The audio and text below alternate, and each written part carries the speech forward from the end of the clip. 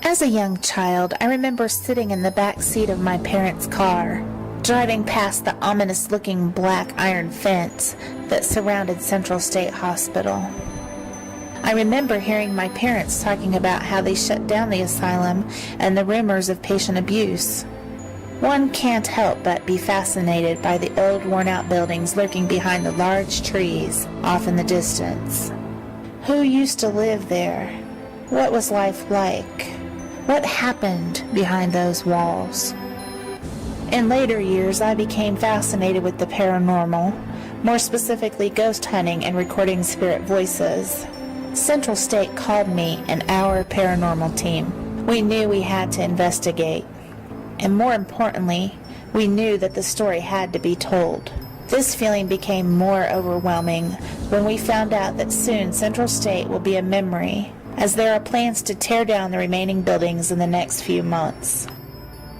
Most of the buildings that once stood here are all gone, most of them demolished in the 1970s. This is Central State Hospital, History and Paranormal Research.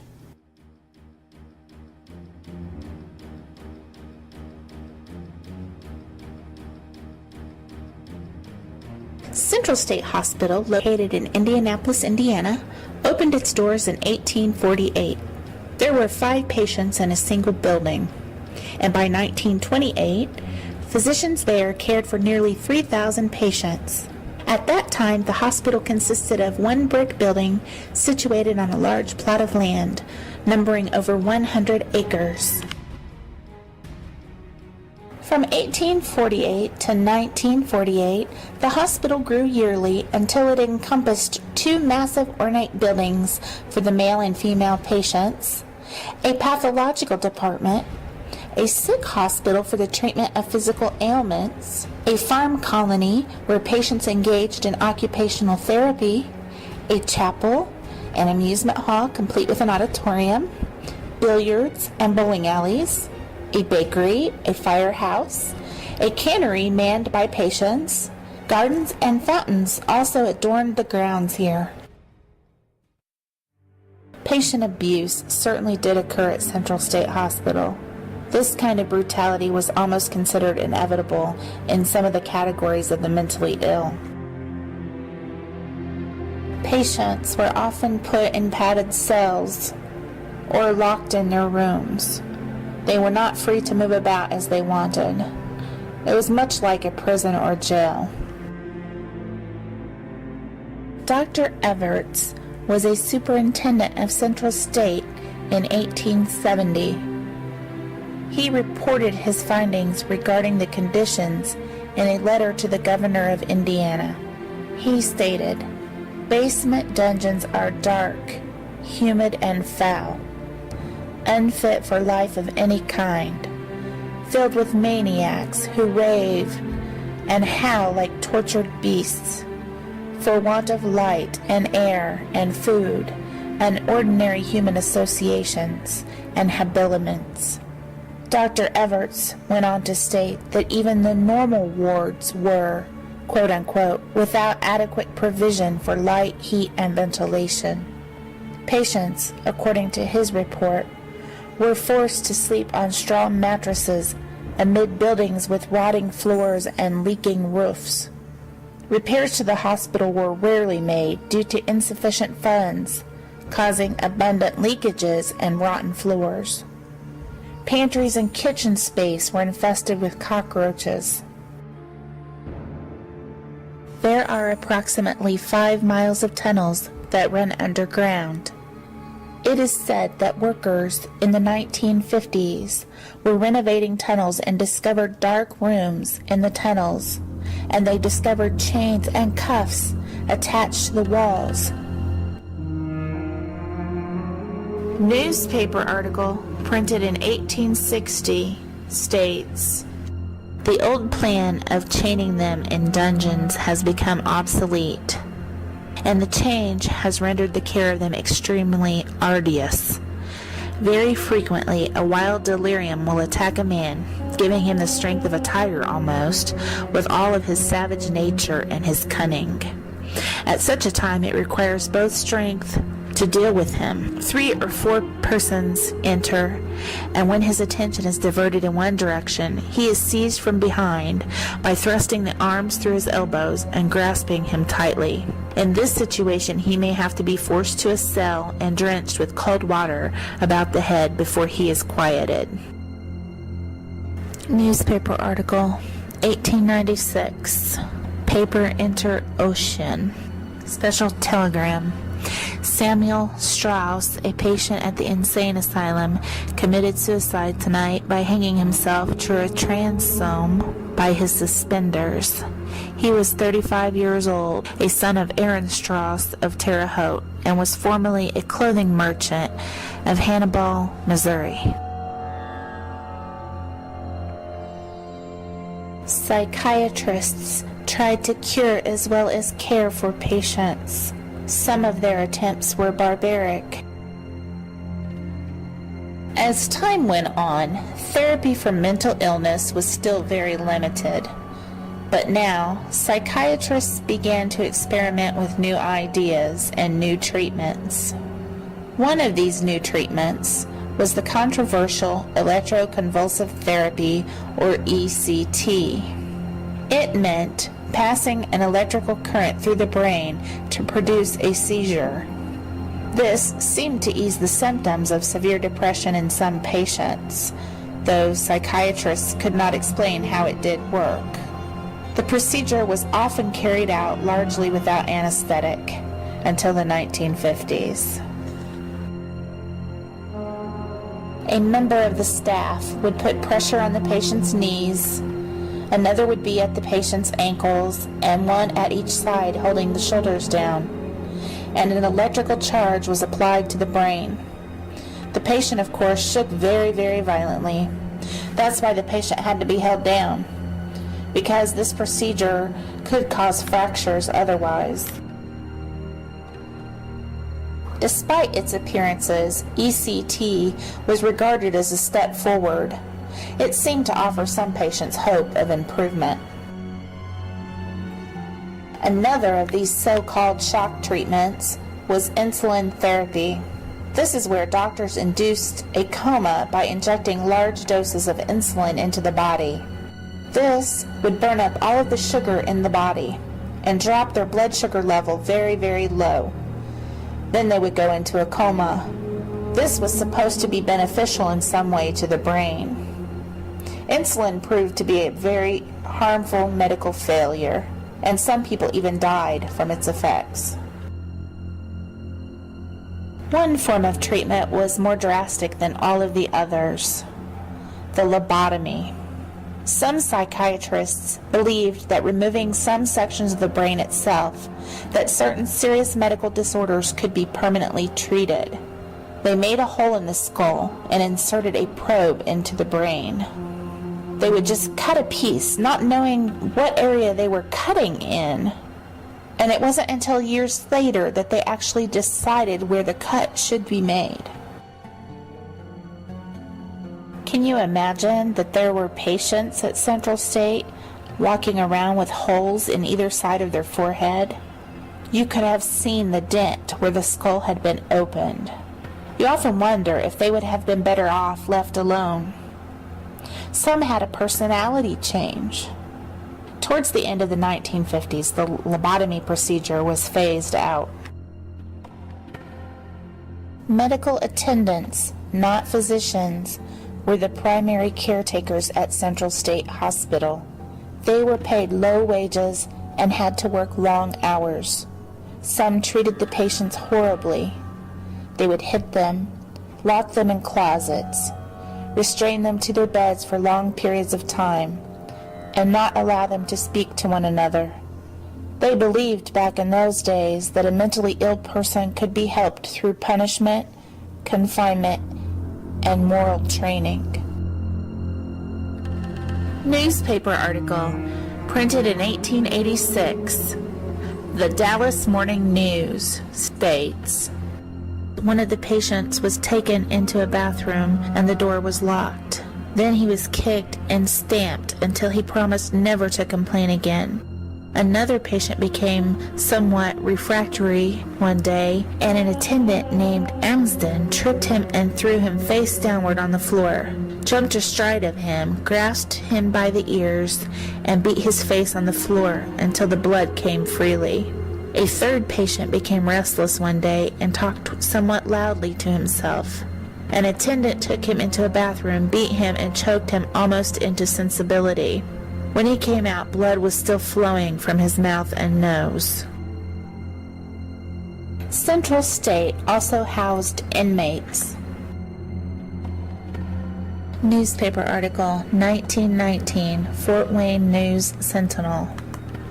Thomas Edwards, a black patient at the Central Indiana Hospital for the Insane, casually picked up a heavy iron bar in the laundry of that institution today, and within a few moments struck down and fatally injured Fred, 45, an attendant, and Mrs. Mary Kelly, 75.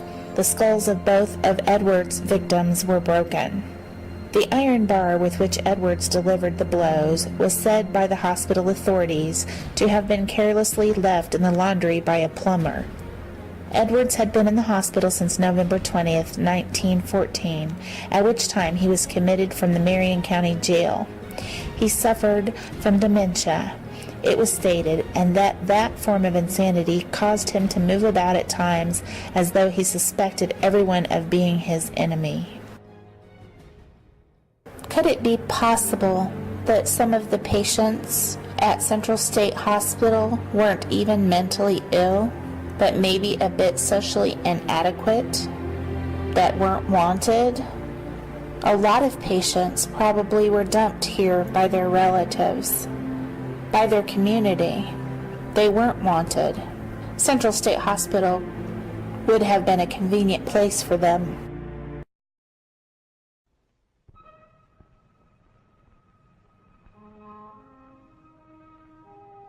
Christmas time, the holidays.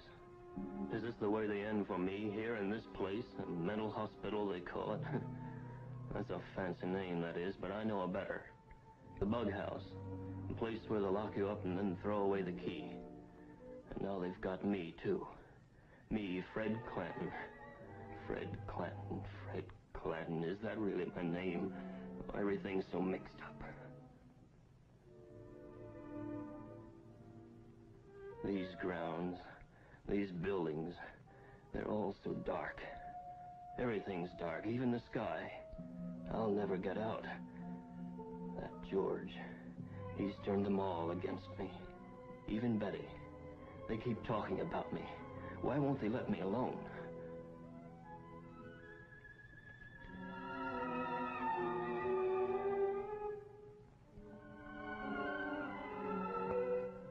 Oh my God.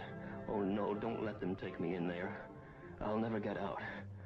Oh God, what will happen to me now?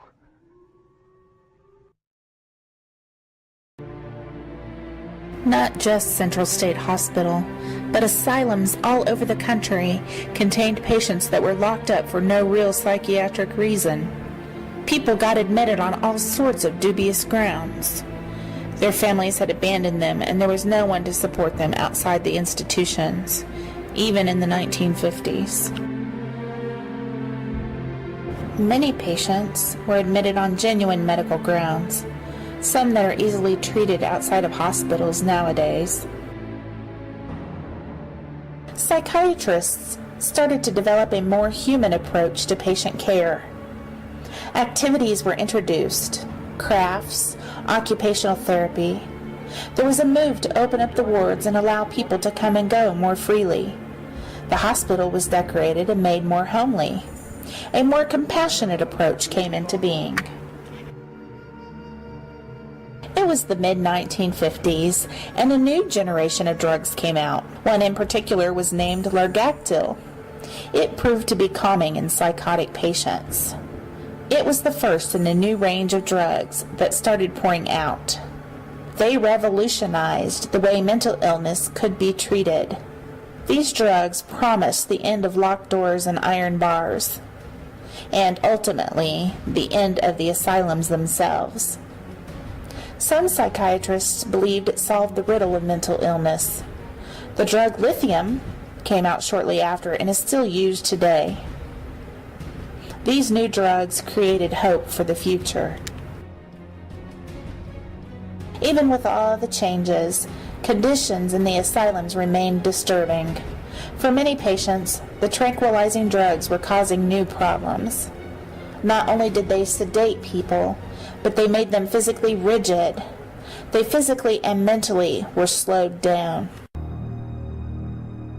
Between the years of 1988 and 1992, as many as 24 patients may have died under questionable circumstances. One patient died of exposure from a broken window. Another was found dead after drowning in a bathtub. And another had died from a medication overdose. After a grand jury investigation, Central State closed for good in 1994. Not just Central State Hospital, but all of the asylums began to close in the 1980s. Patients were discharged into wider society. This was the start of care in the community as we know it today. The idea was that the patients be placed out in the community with psychiatric support.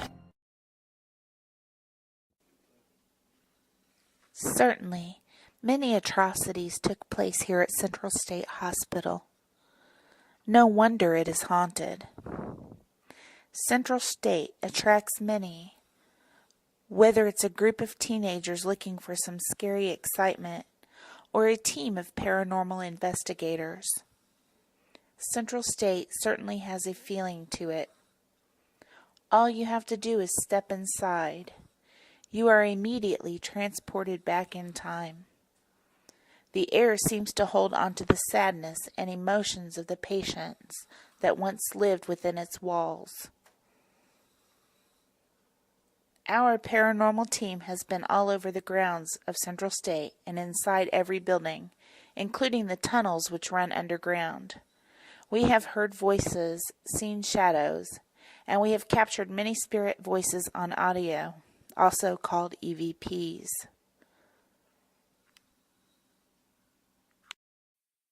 People claim to hear the screams and moans of former patients. Blurry forms have also been seen.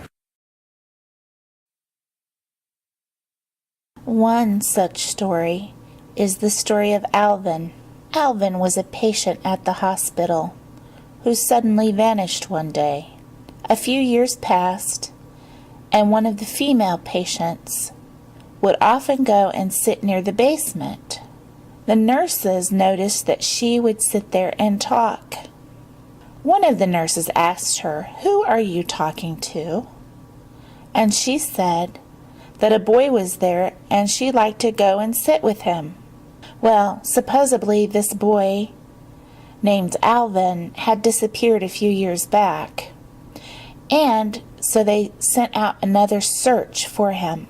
Imagine their surprise when they found Alvin's lifeless body in a crawl space near the area where the girl would go and sit and chat with him. It is said that in the 1940s, two patients fought, and one killed the other by beating him to death with a large rock.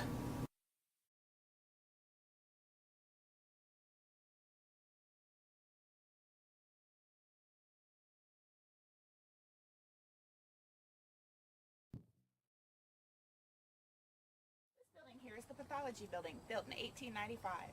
Hundreds of autopsies were performed here on Central State's patients. Medical students used to come here and study the causes of mental illness. The pathology building and abandoned dormitories are also rumored to be other locations where cries of despair and screams are often heard.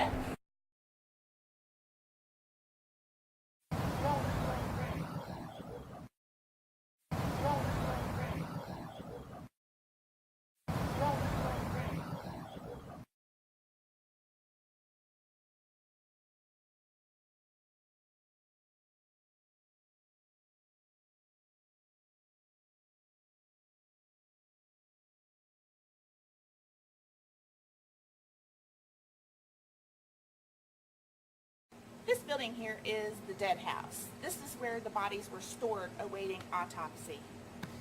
It was hoped that by examining the physiology of the mentally ill, some physical cause for their condition could be ascertained and new cures for mental illness could be found. Here I am at the site of what used to be the women's dormitories, called the Seven Steeples. It was a huge Gothic building and it extended about from here all the way over there. It's no longer here now. They tore it down in the 70s. It is said that cries of pain and despair are heard from this area, and apparitions of patients trying desperately to get away.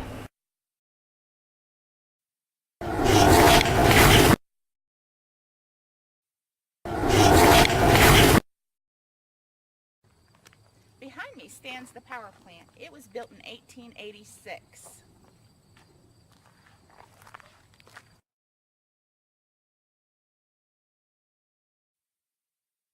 One story tells of a maintenance worker. He was tending to the old powerhouse building. He said that he was awakened from a nap and felt hands gripping around his throat, trying to strangle him. Other workers have also claimed to see shadows in the basement of the building, as well as hearing ghostly cries and screams.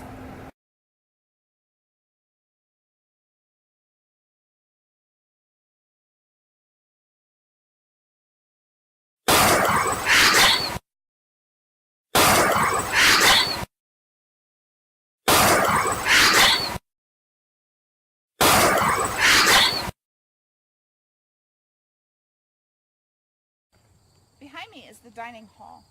It was built in 1959.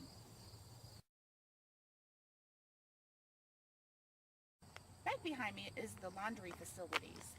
They were built in 1894. Can you imagine all the laundry that must have gone through this place? Wow.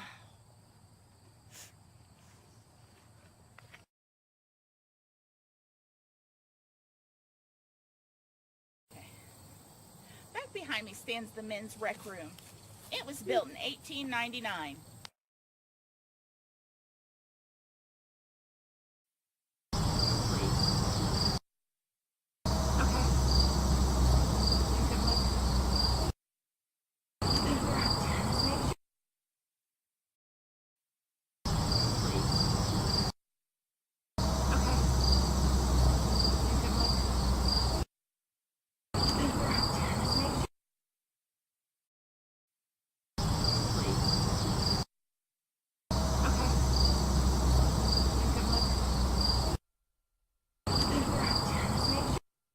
Behind me is the men's carpentry building. It was built in 1937.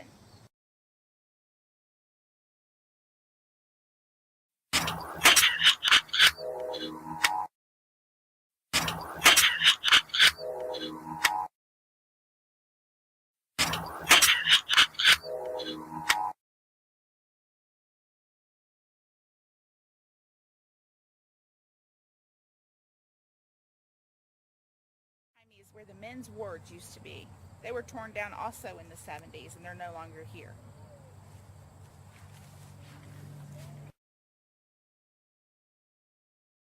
This here is the administration building. It was built in 1938. A lot of people believe that patients were housed here, but that's not true.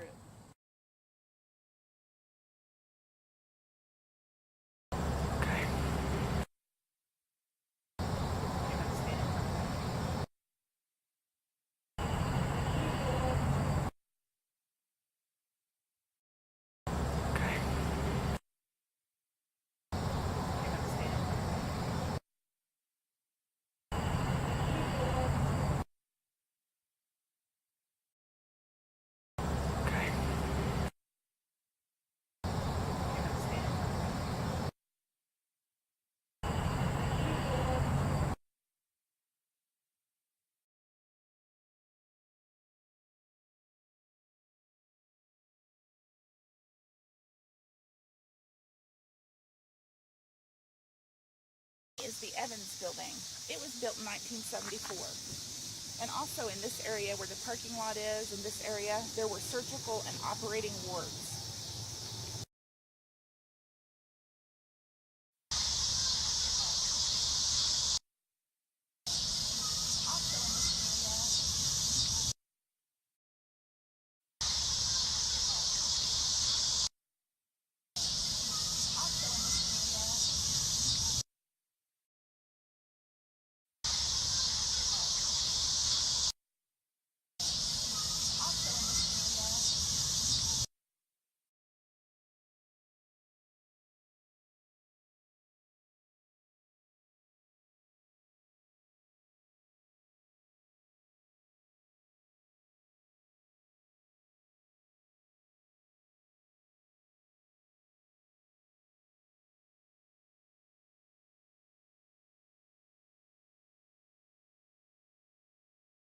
Behind me is the Bolton building.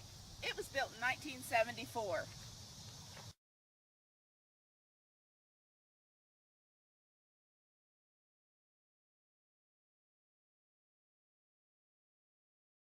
Back behind me is the Bar building. It was built in 1956. It housed the criminally insane here at Central State Hospital.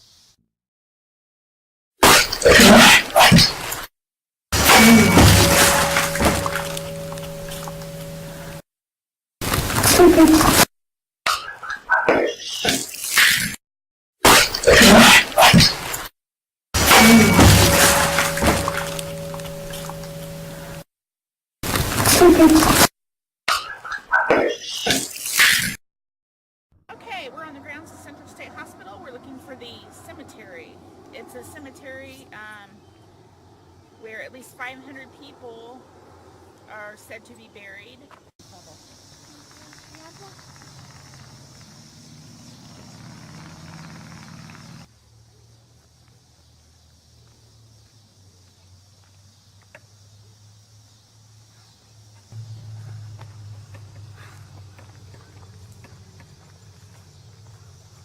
Area, but I haven't seen any grave markers or any indication that we're in a cemetery. Okay, I think that this is the area, not 100% sure, where the unmarked cemetery is, according to the map, but I'm not sure, but I know we're close by.